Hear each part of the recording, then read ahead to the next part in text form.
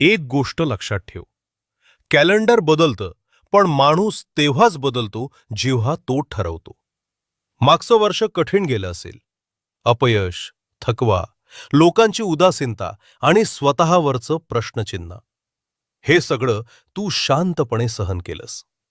पण आज आज नवीन वर्ष फक्त तारीख नाही, ती एक संधी आहे स्वतःला पुन्हा उभं करण्याची.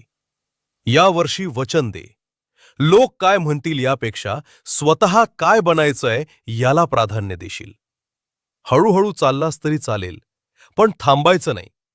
कारण ज्याने हार न मानता आजपर्यंत संघर्ष केलाय, तो माणूस हरू शकत नाही. हे वर्ष तुझंय. शांतपणे, ठामपणे स्वतःसाठी लढ.